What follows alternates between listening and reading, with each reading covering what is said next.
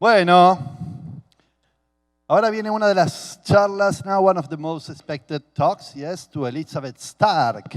It's a very hard catch. I must say, getting Elizabeth on stage is one of the hardest thing I ever done, yes. So I'm absolutely happy of having Elizabeth, who I guess is behind scenes, and it's difficult to get her in this venue, and it's difficult to get her out of stage too. ¿Qué les parecen las tablas? Muy bien. Tengo mis artistas atrás. Hagamos que esto era por ellos. Entonces, otro gran saludo y aplauso para Elizabeth y para Anita Sposh. Para los que no saben, lo voy a decir en inglés porque los que saben en castellano, porque los que saben en inglés ya la conocen, Elizabeth. So I'm saying this just in Spanish for all those who don't know you. Okay? Elizabeth es de las CEOs más influyentes del espacio Bitcoin. ¿Sí? Es la creadora, founder del proyecto de Lightning Labs. Y Lightning Labs viene a ser la razón por la cual Bitcoin en este momento puede ser usado para micropagos y para pagos, digamos, frecuentes y pagar las pupusas o lo que sea. Así que la verdad que en gran parte no entiende por qué la aplauden, eso es lo simpático. A ver, digo cualquier cosa. Y Elizabeth es muy simpática. Ella cree que sí. Bueno, nada, Elizabeth. Enjoy, Anita, enjoy, welcome. Yes, thank you very much. Hello, everyone. Hello, El Salvador. Muchas gracias. I'm improving my Spanish already, so I'm very excited to be here and to talk to everyone here at the conference. It's really incredible. And also thank you to Rodolfo, because he sent me a lot of emails to get me here. So thank you, Rodolfo. Elizabeth, there has been a lot of talk about Bitcoin in the last days here, and I think everybody knows that Bitcoin is a great store of value. You're the CEO and co-founder of Lightning Labs, and you're building the financial infrastructure on top of Bitcoin. It's called the Lightning Network. Can you please explain what the Lightning Network is and how it will add value to Bitcoin? First of all, how many people here have heard of Lightning or know this word? Okay, good. Well, not everyone, and I like that because it's an opportunity to educate. So a lot of people know about Bitcoin and this idea of a store of value, right? You can buy Bitcoin, you can hodl your Bitcoin, and this is what we call Bitcoin, the asset, really, the ability to buy, to earn, to sell, to hold Bitcoin. But what Lightning enables is what we call Bitcoin, the monetary network. And this idea that it's really this peer-to-peer electronic cash, which actually comes from the original Satoshi white paper of Bitcoin. So 2008, on Halloween, October 31st, Satoshi Nakamoto, the pseudonymous creator of Bitcoin, sent an email to a mailing list where they announced Bitcoin.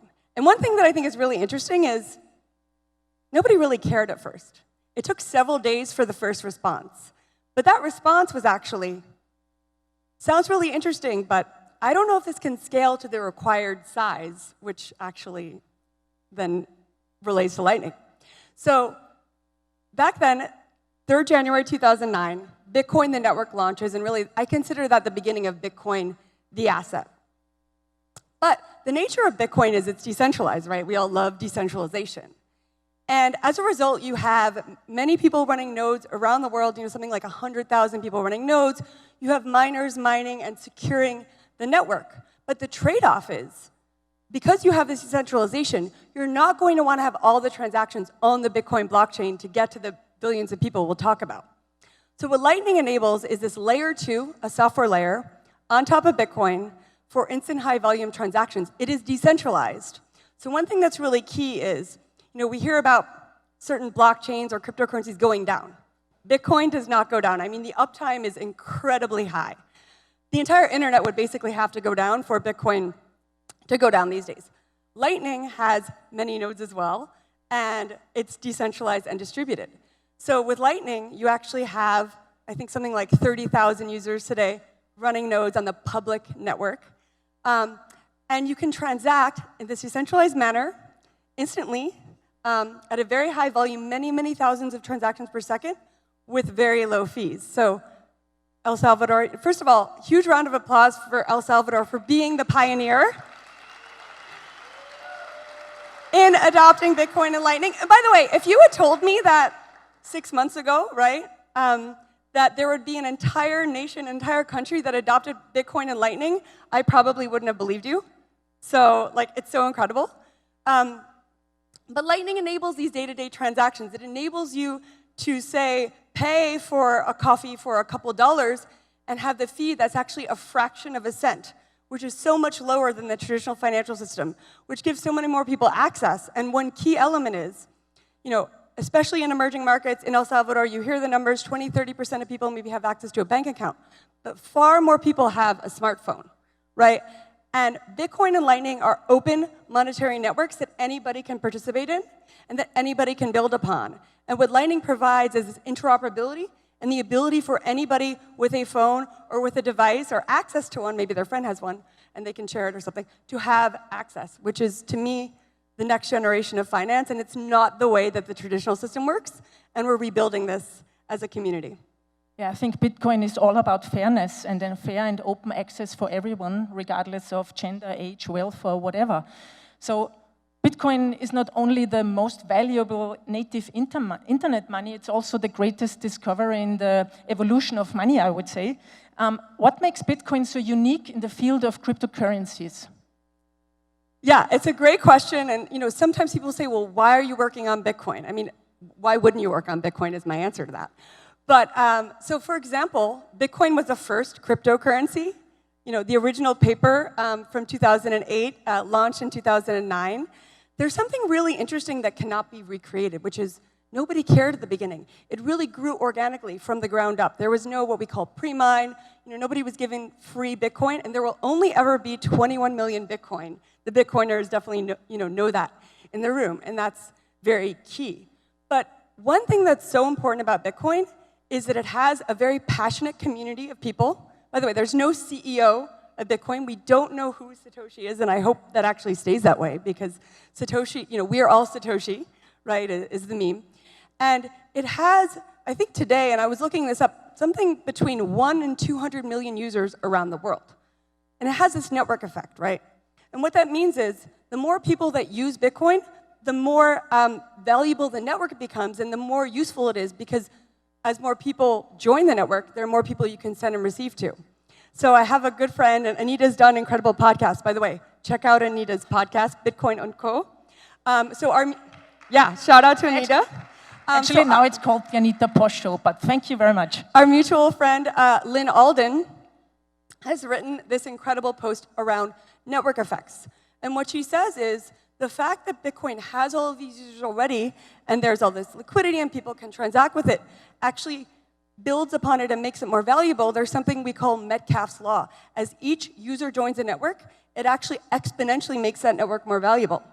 And for something to kind of come along and break an existing network effect, you have to be 10 times better. And I believe Bitcoin and Lightning are 10x, many more x better than the traditional financial system. By the way, founder of a startup, we still have to deal with the traditional financial system, and every day I'm chatting with our head of finance, and I tell her, buy Bitcoin, and that's kind of my joke for, like, the traditional system is broken, we're recreating it, and actually, Bitcoin is providing way more value. So Bitcoin has this network effect, Bitcoin has the users, and to me, the emerging markets are so key in this, right? So Latin America, I'm so bullish on the future here, on bringing this technology to people. My co-founder, Lalu, roast beef, he goes by on the internet, no T, R-O-A-S-B-E-E-F, is Nigerian-American. He was actually born in Nigeria, came to the US when he was young. Nigeria is another incredible nation. 70% of the population is under 30, and they have something like 32% adoption of cryptocurrency, the majority of which is in Bitcoin. And to me, these use cases mean as more people join, it's more useful for people. And then you add Lightning on top of it, and that actually, Lynn talks about the idea of a network effect on steroids, basically double network effect. Because the more users that join Lightning, the more channels, we call them, the connections between the nodes we have, and that actually then circles back into Bitcoin itself. So basically, there's only one Bitcoin, and Bitcoin, as mentioned, is this incredible evolution in terms of the financial sector, in terms of the economic sector. The way to think about Bitcoin is, once you start going down the rabbit hole, you just learn about economics, you learn about money, you learn about computer science or technology or cryptography, incentives, the law. There are just so many angles to Bitcoin. And to me, it's this never-ending rabbit hole that's just so fascinating to learn about. So, yes. And it'll never get boring, by the way. So Bitcoin has proven itself as a fantastic store of value over the last 13 years. And many people say, hodling, the hodl meme, we hold Bitcoin and we may never spend it. But why do you say you're building a monetary network on top of it? Why do we need that? Is it not enough to hodl? So no offense to the hodlers, and there are many of them, and I consider myself one of them, by the way. And you can never have enough Bitcoin is how I think about it. But I think that's actually a very privileged position, because that's basically saying, okay, I have a functioning monetary system. I have the ability to transact and to send and receive. And there are many people around the world that don't have that ability. So, if you think about fiat currency, well, some of it you might save, or maybe you're a Bitcoiner and you convert it to Bitcoin, and some of it you might spend. And I think of Bitcoin as the same way, right? So I was actually recently at the Oslo Freedom Forum, which is the Human Rights Foundation conference. Shout out to my friend Alex Gladstein, who organized that conference. He had 2 days of Bitcoin workshops, and a number of people here were there. And the goal was to talk to people in the human rights community about why Bitcoin can be helpful for them. So for example, you had human rights activists from regimes where the government is trying to crack down on people. They're actually freezing people's bank accounts. You had people from regimes and governments where there was hyperinflation, or where the governments were forced converting currency, so you actually had no control over your money, and you would lose money because of the bad monetary policy of the governments. So to me, the idea that you can only hold your Bitcoin is a very privileged position, and maybe you have a functioning monetary system, but there are billions of people that either live under authoritarian regimes or in these economies where you don't have a stable monetary system. So what Lightning unlocks is the ability to both send and, importantly, receive Bitcoin, because it's not just one way, unlike, say, the Visa system, where if you're using a credit or debit card, you're only really spending unless you're a merchant. And this is really key to the idea that Bitcoin functions as a monetary network. Now, another question people often ask is, well, what happens when people, don't understand that Bitcoin price goes up and down, there's volatility? The long-term trajectory is Bitcoin goes up. Over any 3-year period, I believe, Bitcoin has always been up, but it goes up and down along the way. But actually, what I think is key is, getting to this billion users. A lot of users may not know at the start that they're using Bitcoin. There are great apps out there, Paxful, Strike, for cross-border payments, where actually Bitcoin is helping people send money across borders. Oh, and by the way, the fees, and this is a really interesting theme for El Salvador. There are reports that people can save $400 million in remittance fees using Bitcoin and Lightning. If you're sending $100, the fee could be something like 12.5%, $12.50. That's crazy, right? And it's interesting that the lower the amount, the higher the fees. It also works that way in the credit card system. So with Lightning and Bitcoin, many users might actually just be sending and receiving. Maybe they're going between their home currencies using Bitcoin and Lightning and then transferring it kind of at the end point. But ultimately, much like the internet today, many people are using, say, Google or Wikipedia, but they may not know about, the underlying technology of TCP/IP or HTTP. That's okay, although I'm all for more education and getting the word out there. But the way that I think about it is, what the internet did for access to information, right? If you were in a small village, you wouldn't, say, have access to a library in the way that you would in a big city, right? The New York Public Library, or a library here in San Salvador. But then you could actually access it in the way on the internet where you could go to Wikipedia and have, a variety of resources. I believe that Bitcoin and Lightning do that for access to the financial system, access to earning money, access to be able to spend this money if you have it. It really democratizes it in a way that was not previously possible, and that the incumbents, frankly, were not going to build that. The banks were not going to do this. We needed a new generation of people. By the way, people all around the world, a lot of young people, but people of all ages, that really deeply believe in this technology and that are passionate about it. Because, by the way, Bitcoin does not have a marketing budget, right? There are all these coins out there. They have like a $150 million budget to give away. Bitcoin is a labor of love. People use Bitcoin because they love it and because it's something that they're so passionate about. And to me, that's really what makes Bitcoin special and unique. Yeah. Thanks for that. And thank you to Bitcoiners for that. What I like so much about Bitcoin is that it's a result of a grassroots movement, and I think it's still a grassroots movement. And I see that also in my work in Zimbabwe, for instance, people exchange Bitcoin peer-to-peer, meaning really in groups like Telegram groups, and then meeting in person. And I think that's very interesting and the way how it should be. And I came along a great hashtag the other day, which was saying, "Keep Africa unbanked." And I find that fascinating, and actually that's the way it should be. Like, just use Bitcoin. You don't need a bank. Right, with Bitcoin you can be your own bank, but what does a bank even mean anymore? And the idea that people need to tap into the existing system that's so broken, we actually need to flip that on its head and say, no, actually, give people access, but you don't need to rely on the traditional system. Exactly. So you were talking about the network effect of the Lightning Network before, like Bitcoin on steroids. I had an interview with Andreas, and I said to him... Andreas Antonopoulos. Yes, of course, Andreas. And I asked him how many Bitcoin are locked in the Lightning Network at the moment, and he said to me, I think they are not locked, they are unleashing Bitcoin. What do you say about that? Yeah, first of all, if you haven't heard of Andreas Antonopoulos, he's an incredible developer, Bitcoin educator. I believe a number of his books are also translated into Spanish, The Internet of Money. He has great videos, so check out his work. Shout out to Andreas. I definitely agree. So the way that Lightning works is you actually have capital or Bitcoin on the Lightning network. It's committed to the network or deployed onto the network. And although not a perfect analogy, and want to get away from banks, but at a high level, you can think about, okay, your long-term Bitcoin could be like a decentralized savings, and then your funds on Lightning can be this decentralized checking or debit card with instant transaction, just a way for you to send and receive at the highest level. So you have this money and capital on Lightning, and today in what we call public channels, the ones that are publicly broadcasting or you can view them online, you have about 3,250 Bitcoin, I actually just checked. Depending upon the day, about $200 million US worth of Bitcoin. But there's one key element to that. So people say, and they look at some other protocols and say, oh, there are billions of dollars of kind of random tokens. But the nature of Lightning is you don't just want to put the capital in Lightning and have it stay there. That's actually not useful.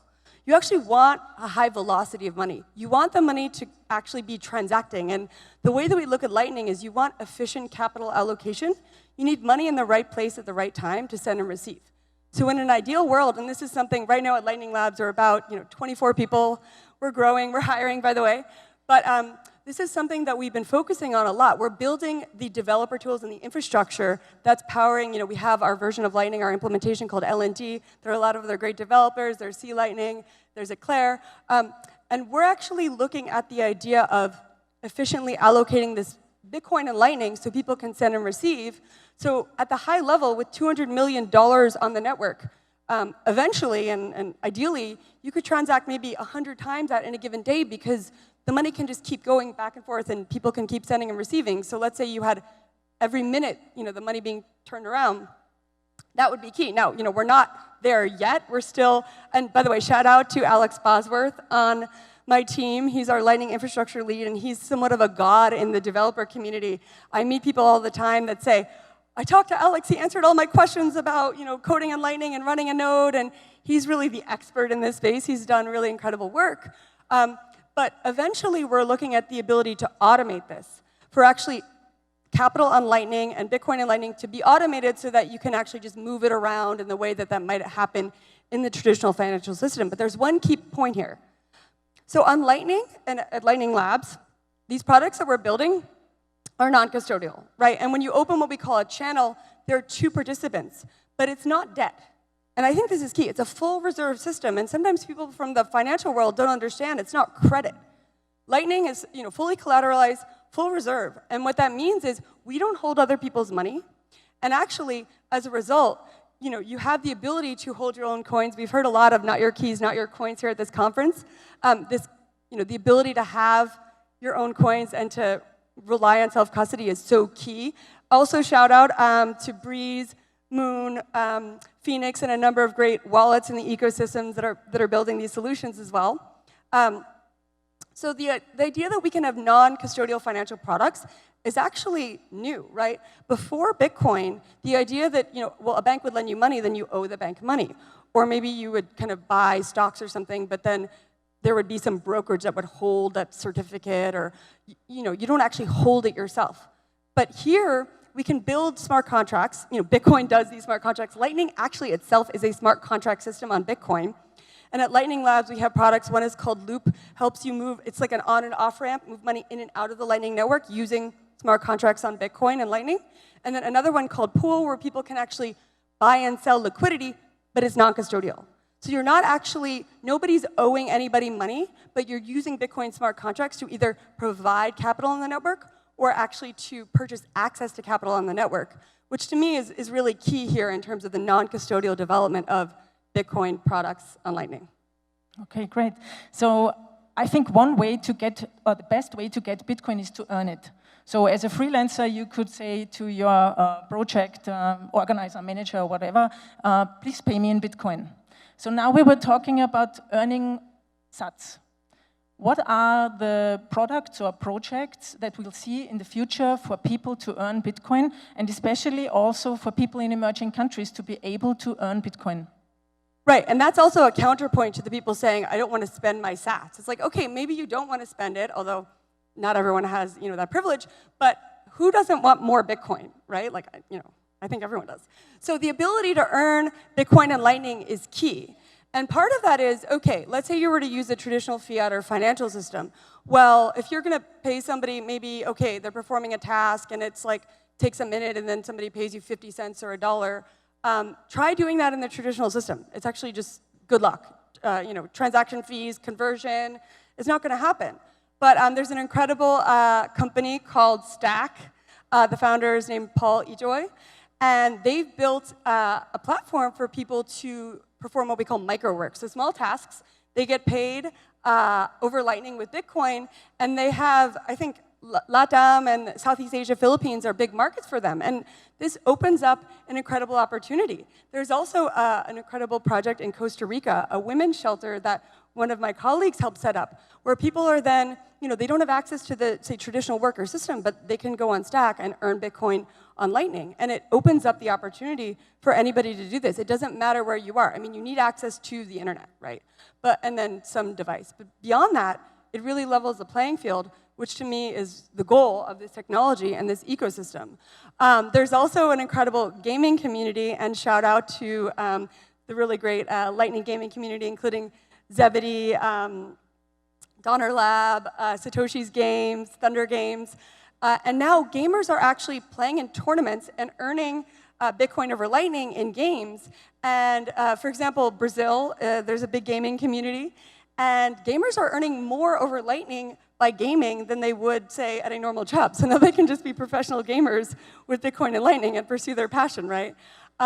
So there are a whole host of these opportunities for people to then, earn, content creators like yourself. So Breeze, Adam Curry, who calls himself the Podfather, the father of podcasting. Sphinx is a chat app using the Lightning Network where you actually send chat messages over the network, and you can embed Satoshis, the lowest denomination of Bitcoin. And Lightning, we think in terms of sats, Satoshis, not Bitcoin, right? And the ability to stream Satoshis and for content creators to earn, and then listeners, they might say, okay, I'm listening to this podcast, I'll pay 1 Satoshi, every 10, 20, 30 seconds. And it's also very interesting in terms of the ability, well, maybe you see, okay, somebody drops off at the middle of the podcast or the song, and then you think, okay, next time as a podcaster, you might restructure it, and you can actually see where people are excited. Maybe they give you what we call a boost, they give you more because they're excited about something you just said, or there's a song that they really liked. So the creator economy, again, opening up this opportunity where it doesn't matter where you are because everyone has access, is really key to the future of Lightning and enabling people to earn with Bitcoin. Yes, one of the great things, you were mentioning Sphinx Chat, where people can, like podcasters, have their own podcasts monetized, is also you have like a tribe. You have your own communication channel with your fans, and you prevent spam because they have to pay a small fee in Satoshis to get into the community. So you're preventing spam and scammers from your tribe, which is also a great thing, I think. Right, and you create these online communities of people that are then passionate about your work. Exactly. So, and what will the effect of that all be in the future? What do you think? How will an economy like this look? Yeah, it's a great question, right? So the way that I think about what Lightning unlocks is there are two classes of use cases. So the first is use cases that weren't previously possible, and some of which might seem crazy, right? So there's the great website called pollofeed.com, which I believe is recently returned, where you actually feed chickens with a Lightning network, right? So has anybody here fed a chicken? All right, nice. By the way, my team had a long debate as to whether the chickens are real. I steadfastly believe the chickens are real. So they are.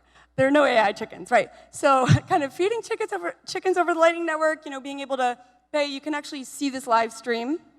And at one point they were getting really fat, by the way. Like they were the chickens just got Maybe too much that's food, because they are new right? chickens now. So, and that's one of those things where you're like, okay, that's fun. It's kind of quirky.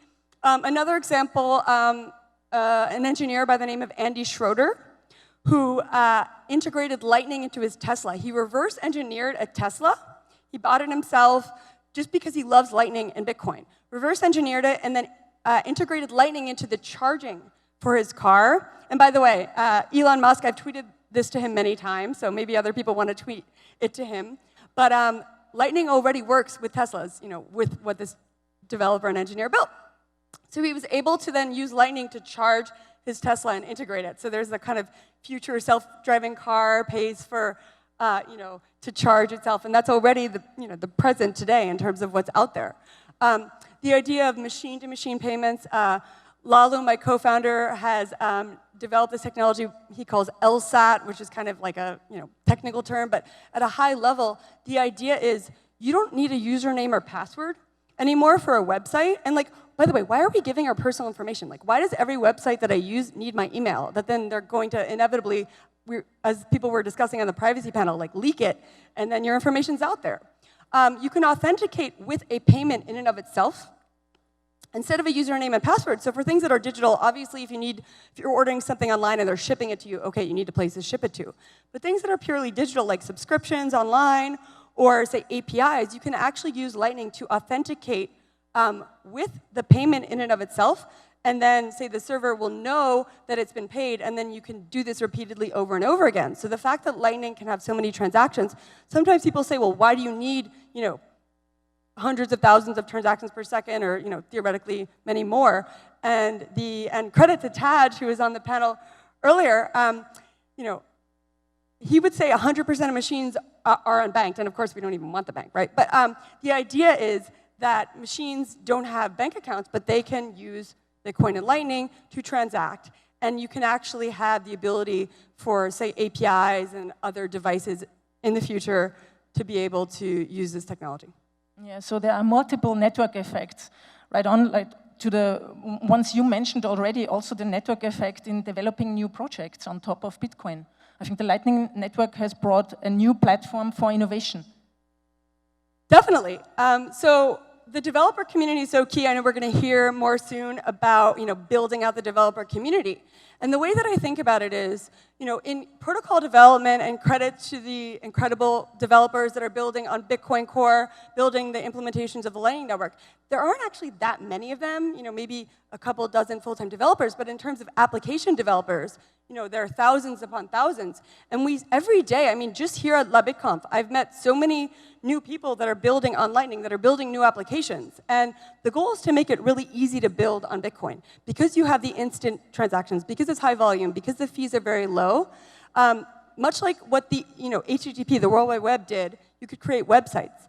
The goal is really to do that for money with Lightning, and just to make it way more accessible. So we at Lightning Labs are building more developer documentation. As mentioned, we're building the infrastructure, the technology for developers to bring it to the end users. There's a lot more to be done. Leo on our team has been doing developer docs. Hannah on our team is doing videos. And there's a lot of great just developer tools and developer outreach to make it as easy as possible to build on Bitcoin. Yeah, great. So can you tell us a little bit about the numbers or the adoption and the growth of the Lightning Network in the last year? Yeah, it's been incredible. I mean, the charts are just like up and to the right. And, I was talking to Anita yesterday as we were preparing for this session, and I told her that I actually had a little bit of a personal crisis earlier in the year. And that crisis was about this whole idea of number go up. So in the community, there's a meme, number go up, and it's about the Bitcoin price going up. And, ultimately, because it's so useful for people and because we're bringing it to billions, the number will go up. But for me, the goal of what I'm working on is not so a billionaire can buy another yacht, right? And there was a lot of frenzy and a lot of hype earlier in the year.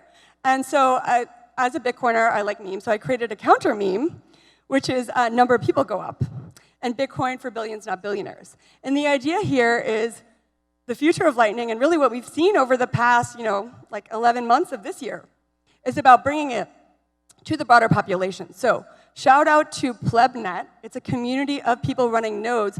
They have many thousands of members running nodes, which are like servers, for the Lightning Network. It's self-custodial. Umbrel is a great project, Raspberry Blitz, Start9. There are a number of these projects that help people run these nodes. And we've just seen the charts go up in terms of capital on the network, in terms of, there was 1,000, then 2,000, 3,000. Right now we have 3,250 Bitcoin. And by the way, we do count it in Bitcoin because these are long-term people typically putting their Bitcoin onto the network.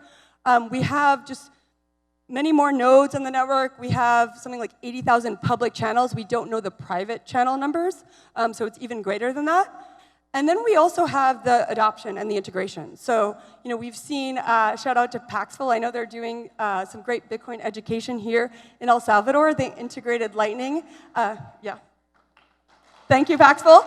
They have 7 to 8 million users, which has been incredible to see. We had early exchanges, OKCoin, Bitfinex, River.com, and a whole host of other people in terms of exchanges, in terms of wallets, the whole ecosystem. We have chat apps, gaming apps, content creator-related things, BitRefill, OpenNode, Ebex, and just so many people that are enabling, say, here in El Salvador, people to pay with Bitcoin, to send and receive with Bitcoin.